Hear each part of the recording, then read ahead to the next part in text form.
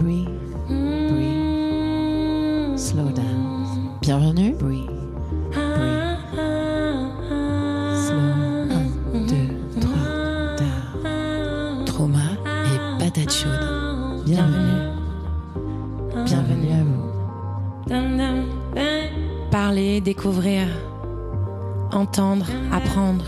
Un moment pour ralentir. Un moment pour comprendre, ressentir. sentir. Trauma, patate chaude. Nous sommes Adeline et Yasmine et très heureuse de vous accueillir. Bonjour à tous et à toutes. Bonjour Adeline. Bonjour Yasmine. Bienvenue à chacune et chacun de vous qui nous écoutez. Oui, on est très contente aujourd'hui de partager avec vous un nouvel épisode de notre podcast. Peut-être que vous avez déjà eu l'occasion d'écouter le premier, qui traitait du système nerveux autonome. Dans ce premier épisode, on vous a parlé, peut-être de manière un peu furtive, d'une théorie qui s'appelle la théorie polyvagale. Et aujourd'hui, on a envie de revenir sur cette théorie-là, parce qu'elle a un rôle très important pour la compréhension de ce qui se passe dans notre système nerveux quand il est soumis à du danger, ou en tout cas en fait quand il vit quoi. Oui, quand il fait ce qu'il a à faire. Et c'est aussi une clé importante pour comprendre comment notre corps réagit au stress et au traumatisme. En tout cas, dans notre expérience, Adeline, je pense que tu confirmeras. Oui, je hoche la tête. Tu hoches la tête, c'est vrai. C'est vrai que c'est quelque chose, en tout cas, qui de plus en plus nous paraît un outil indispensable pour justement toute personne, vous qui nous écoutez, qui s'intéresse au fonctionnement du système nerveux et aussi à sa guérison. Oui, et comme nous, ce qu'on cherche à partager avec vous, c'est notamment comment est-ce qu'on peut mieux vivre avec tout ce qui se passe à l'intérieur de nous. Ça nous paraît essentiel d'évoquer cette théorie polyvagale. Donc, cette théorie polyvagale, ou TPV pour les intimes, elle a été développée par Stephen Porges. Vous aurez des infos en description pour pouvoir aller en chercher à plus d'infos si ça vous intéresse. En tout cas, cette théorie polyvagale, elle se concentre sur le nerf vague qui joue un rôle central dans la régulation de notre système nerveux autonome. Et cette théorie, elle nous aide également à comprendre comment on réagit aux situations de stress ou de sécurité. Et donc, on va vous expliquer les choses de manière, on le souhaite, la plus simple et accessible possible. Bien sûr, on vous invite à garder en tête que c'est bien plus complexe que ça, mais vous aurez, au fur et à mesure de l'écoute de nos épisodes, de plus en plus d'informations. On va étayer, complexifier, faire des liens entre toutes ces informations au fur et à mesure. Et si je peux juste dire par rapport à ça, en tout cas, c'est vrai que moi, je me rends compte que c'est une théorie que j'étudie maintenant depuis des années. Et j'ai besoin régulièrement de revenir dessus parce que je me rends compte que en même temps c'est très simple et c'est quelque part c'est comme si mon cerveau n'enregistrait pas tout le temps les infos de manière claire, tu vois. Donc en fait, tout à fait. C'est vrai qu'il faut pas hésiter à revenir là-dessus, je pense. Oui, parce que comme tu dis Yasmine, c'est à la fois c'est très simple en même temps. Comme l'être humain, c'est à la fois très simple et très complexe à la fois. Donc notre souhait aujourd'hui, c'est de vous donner déjà un premier goût de ce que c'est la théorie polyvagale. Donc on va commencer déjà simplement en posant le fait que ce système nerveux autonome est décomposé en deux branches, la branche parasympathique et la branche sympathique. Et donc pour les termes parasympathique, sympathique, vous nous entendrez dire aussi ventral, dorsal. Aujourd'hui, on va pas tant s'intéresser à pourquoi ces mots-là. Ces mots-là, ils ont été nommés par Stephen Porges dans la TPV et puis peut-être par d'autres personnes. En tout cas, ce qu'on veut, c'est surtout vous expliquer ce qu'il y a derrière ces mots.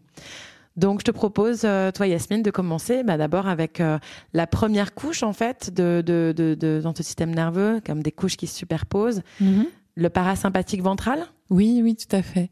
Donc, cette couche-là, si on peut dire, c'est l'état de sécurité relationnelle. Donc, c'est quand on est dans cet état, on est bien, on est en sécurité, on est capable de se connecter aux autres. Et peut-être comme exemple, on peut dire c'est un peu comme quand on est avec des amis et qu'on discute tranquillement, on se sent apaisé, notre corps est détendu, on arrive à être en relation avec soi et les autres depuis cet état-là ventral, qu'on appelle ventral annulé. Ouais. Oui, on parle aussi de l'état de l'engagement social, en fait. C'est là où on peut s'engager et être en lien, en fait. Donc, en fait, quand on est à cet endroit-là, tout va bien, on peut dire ça. On aimerait bien, tous et toutes, en tout cas, moi, personnellement, j'ai un endroit de moi qui voudrait vivre tout le temps à cet endroit-là. Mais c'est pas comme ça qu'est fait notre système nerveux autonome pour nous protéger. Bah non. Et donc, notamment, quand on se sent menacé, quand notre système nerveux autonome, en tout cas, capte un danger, eh bien, on passe à la couche d'en dessous, celle du système sympathique. Donc, c'est l'état de mobilisation, en fait. À cet endroit-là, le corps se prépare à l'action. C'est le mode fuite ou combat. Le cœur bat plus vite, la respiration s'accélère. On est prêt à réagir, en fait, face à une menace. Et donc, c'est tout à fait utile si on doit se protéger, si on doit échapper à un danger physique. Donc, ça, c'est dans les choses très concrètes, mais ça peut aussi parfois se déclencher pour des choses moins concrètes. Pour donner des exemples, le sympathique. Donc, ce serait une porte claque, je sursaute, ou j'ai peur d'une araignée, je pars en courant, ou alors on marche sur les pieds et puis je dis aïe et puis je pousse la personne. Ça, ce serait du sympathique. Mais ça pourrait être aussi à d'autres moments, je suis dans un état d'agitation, et ça, c'est du sympathique aussi. Trauma et patate chaude. Trauma. Un podcast par Adeline et Yasmine. Donc moi, je vais peut-être passer au troisième état. Oui, c'est le troisième état, dans la troisième couche. Dans la troisième couche. Je vais en parler volontiers. C'est en fait, ce troisième état, on le connaît moins bien, ou on en entend peut-être moins parler, et peut-être aussi parce que il est moins valorisé dans notre société. Pourquoi ? Parce que cet état, c'est cet état d'immobilisation. L'immobilisation, c'est le mode un peu shutdown de notre corps. On appelle ça le système parasympathique dorsal. De nouveau, ça n'a rien à faire avec le dos, mais c'est lié à ce que irriguent les parties de notre corps qui irriguent le nerf vague. Et donc, quand une situation est perçue comme trop dangereuse ou inévitable, et qu'il n'y a pas moyen d'activer soit le premier niveau qui est l'engagement social, ou le deuxième niveau qui est la fuite ou le combat, eh bien, le troisième niveau, ça va être ce niveau où notre corps va se figer, se déconnecter pour se protéger. Parce qu'il n'y a pas d'autre alternative, en tout cas perçue. Et donc, c'est un peu comme si on éteignait la lumière pour plus ressentir le danger ou la douleur. Et ça peut se traduire par un sentiment de distanciation, de déconnexion, et même parfois de paralysie physique.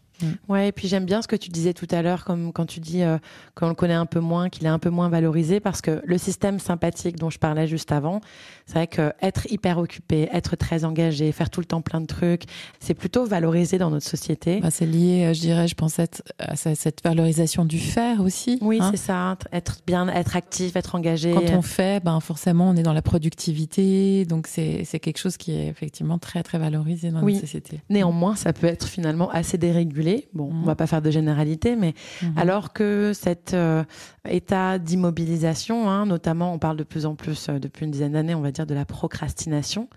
Moi, je crois vraiment que les endroits où on est dans de la procrastination, c'est des endroits où on est figé, en fait, on est dans l'immobilisme. Et moi, ça m'a beaucoup aidé de comprendre ça, non pas pour faire preuve de complaisance vis-à-vis de moi et me dire du coup, c'est OK, je peux procrastiner, mais pour comprendre qu'à cet endroit-là, c'est que mon système nerveux est dans l'insécurité, et c'est une insécurité, c'est un danger de mort immédiat. Donc, ça ne veut pas dire que moi, réellement, dans le présent, j'y suis. Mais en tout cas, c'est ce que perçoit mon système nerveux. Il se fige pour préserver le plus possible ma vie. Moi, ça m'a aidé de comprendre ça, en tout cas. Tout à fait. Et je pense que dans ce que tu dis là, ce qui est important de savoir, c'est que le dorsal, c'est un continuum. Donc, par là, on a plein de degrés possibles dans cette réaction d'immobilisation. En anglais, on en parle de freeze. Le figement. Le figement. Il y a une autre variante dont on parle de plus en plus. J'ai l'impression qu'on nomme en anglais la réaction de fawn, F-A-W-N, qui peut se traduire en français. Alors, on n'est pas jamais exact en français par rapport à certains termes en anglais, mais c'est une combinaison de soumission, d'apaisement ou de séduction du prédateur.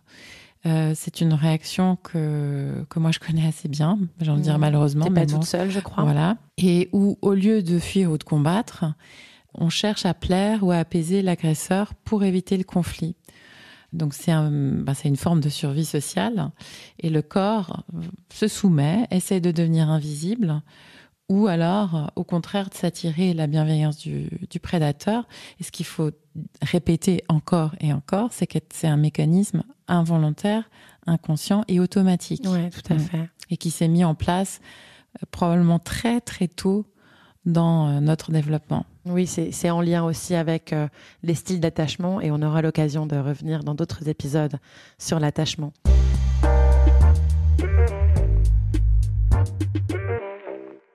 En tout cas, ce fawn, ce mélange de soumission, apaisement ou de tentative de séduire le prédateur, vous pouvez sûrement vous relier à des expériences que vous avez peut-être vécues. Par exemple, quand vous essayez de faire plaisir à quelqu'un pour éviter un conflit ou quand vous vous êtes vu peut-être vous faire tout petit pour pas attirer l'attention. En tout cas, c'est une réponse très fréquente. Moi, je l'observe beaucoup chez moi puis chez plein d'autres personnes, chez les personnes que j'accompagne notamment. Et c'est très fréquent, surtout chez les personnes qui ont vécu des traumatismes relationnels, comme des abus ou de la violence intrafamiliale. Donc, il faut bien voir que cette stratégie-là, elle permet en fait de minimiser les dommages dans une situation qui est perçue par notre système nerveux autonome comme dangereuse d'un point de vue vital, quoi. Bah oui. Et je pense que c'est une forme de suradaptation. Mais à la base, c'était que comme ça que probablement notre système estimait pouvoir rester en vie d'une certaine manière. Donc c'est là aussi, je pense que, on en a déjà parlé dans le premier épisode, de situations où voilà, tout à coup, on se retrouve immobilisé, où on se retrouve à se suradapter à quelque chose, à une situation qui ne convient pas. Et moi, c'est vrai que le fait d'avoir compris que c'est un mécanisme automatique, ça fait du bien. Alors, ça n'enlève pas je veux dire, l'inconfort extrême de ces situations. Néanmoins, ça permet d'adoucir un tout petit peu le regard que moi, je porte sur ces réactions. Et puis de me rendre compte que c'est vraiment au niveau du système nerveux que je dois m'intéresser et guérir. Oui, donc c'est le premier pas du passage de je ne suis pas consciente de ce qui se passe à je commence à observer et à être consciente de ce qui se passe en moi et dans mon système nerveux autonome. C'est ça. Et donc du coup, j'allais justement te demander aussi le lien que cette théorie polyvagale et ces différents états qu'on vient de nommer, de décrire, quel lien ça a avec le traumatisme ? Alors, pour répondre à cette question, on a décidé de vous parler d'un livre qu'on estime être une Bible. C'est peut-être certaines d'entre nous le connaissent d'ailleurs, parce qu'il est quand même très connu. Le corps n'oublie rien, de Bessel van der Kolk. Vous aurez encore une fois les références en description. Et dans ce livre, Bessel van der Kolk, il explique bien comment le corps réagit au traumatisme. Et donc, notamment le fait que quand on vit un événement traumatique, en fait, ces états où on cherche à se mobiliser pour fuir ou combattre, ou alors quand on se retrouve immobilisé parce qu'on ne peut ni fuir ni combattre, ces états-là, ces réactions peuvent devenir coincées, en fait, rester coincées dans notre système nerveux, dans notre corps. Et donc, c'est ça qui fait qu'une personne qui a vécu un trauma, elle peut rester coincée dans cet état de trauma, c'est-à-dire que, alors même que dans le présent, il n'y a plus de danger immédiat, son système nerveux autonome continue d'agir comme s'il y avait encore le danger immédiat, comme si elle était encore dans l'accident ou dans l'agression, pour prendre des choses assez claires, quoi.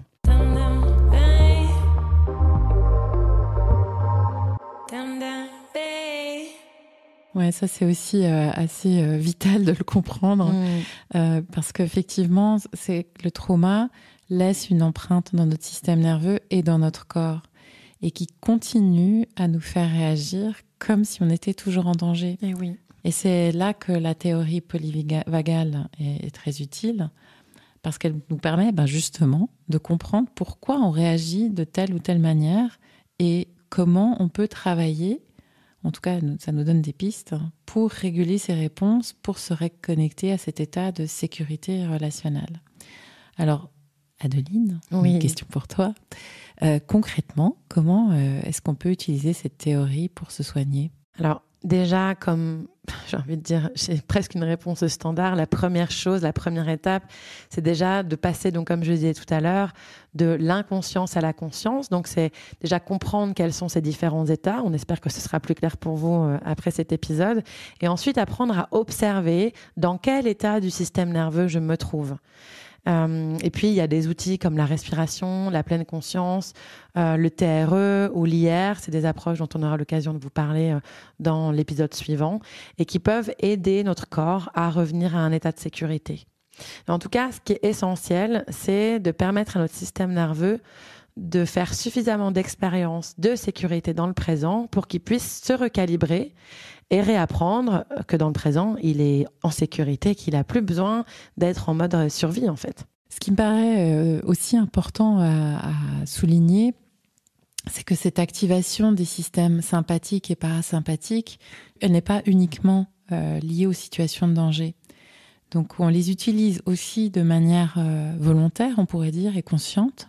Par exemple, pour le sympathique, quand on fait du sport, quand on court pour attraper un bus, ou même quand on donne une présentation importante, là, on est dans l'activation de notre système sympathique pour nous permettre d'être mobilisés en vue d'accomplir une tâche. Donc, c'est cette énergie qui nous permet de bouger, de performer, de faire face aux défis du quotidien. Oui, et puis le parasympathique, c'est en lien notamment avec le repos, la digestion, la récupération.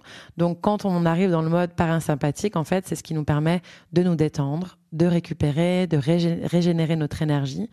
Donc, notre cœur ralentit, notre respiration devient plus profonde. Et puis, notre corps se met vraiment dans l'état de récupération, en fait. Oui, donc on voit que le parasympathique, il est également responsable de beaucoup de fonctions réparatrices. Comme tu l'as dit, la digestion, la récupération après l'effort et même le renforcement du système immunitaire.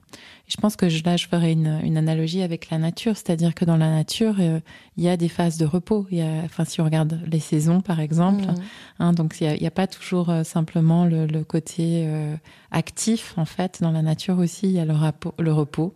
Et donc, c'est ça qui permet de régénérer quand on parle par exemple, d'une terre en jachère. Voilà, c'est un petit peu ça, cette notion on laisse poser les choses et ça permet de récupérer, de régénérer. Ouais, et puis moi j'ai envie de faire juste d'ouvrir une toute petite brèche là. Déjà voilà pour rappeler que bien sûr tout ce qu'on partage ici mérite plein d'apports complémentaires pour que ce soit complet. On voudrait essayer le plus possible que ce soit compréhensible et digeste. Donc, on reviendra au fur et à mesure des épisodes en long et en large et en travers sur ces concepts-là. Et simplement, déjà, moi, j'ai envie de commencer à faire le lien avec le fait que ces différents états sympathiques, parasympathiques, sont des réponses appropriées, normales, enfin appropriées, on le souhaite le plus possible, mais en tout cas sont des réponses naturelles de notre système nerveux face au danger, mais aussi sont au cœur de l'organisation de notre corps humain. Et on peut bien imaginer quand on vit des traumas et que ça laisse une trace dans notre système nerveux, comme tu disais tout à l'heure Yasmine, ça laisse une trace, une empreinte dans notre corps, ça impacte le fonctionnement de notre corps en fait.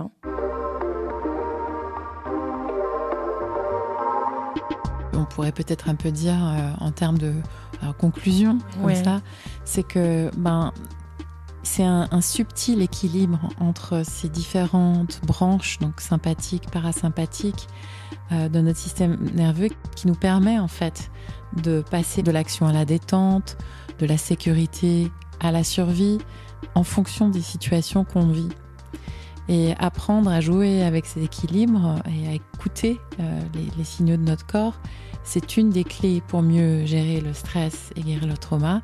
Et ça, comme on le verra, bien sûr, c'est un chemin, quoi. Oui, c'est un chemin. Le chemin vers plus de flexibilité dans notre système nerveux. Voilà, donc peut-être pour un mot de la fin, moi, ce que j'ai envie de dire, c'est vraiment... Rappelez-vous que cette guérison, c'est des étapes, pas après pas. Et on a envie de vous inviter à prendre soin de vous et à être doux avec vous-même et avec votre système nerveux parce que il fait de son mieux pour vous protéger, pour vous garder en vie. C'est ça. Et au prochain épisode, on aura l'occasion justement d'aborder quelques-unes des approches thérapeutiques qui en tout cas, que nous connaissons mieux et qui nous paraissent vraiment très, j'ai envie de dire, adaptées, ajustées pour nous aider dans ce soin qu'on accorde au système nerveux et pour lui redonner de plus en plus de souplesse et d'adaptabilité face à notre vie de tous les jours, quoi. À bientôt alors pour le prochain épisode. À bientôt. À bientôt.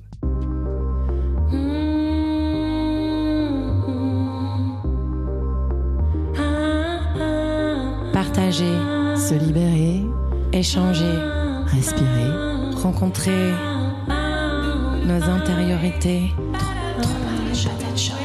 Une invitation à avancer ensemble, à respirer avec nous, se questionner au rythme de nos pensées, tomber 1000 fois, se relever 500 000 fois, au rythme de nos échanges.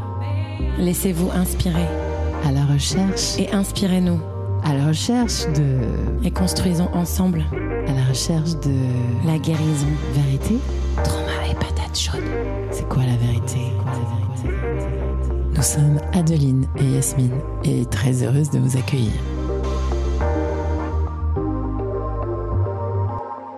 Et attendez, ne partez pas si vite. Nous espérons que vous avez passé un chouette moment en notre compagnie et nous serions très heureuses de recevoir vos retours, vos témoignages et vos partages.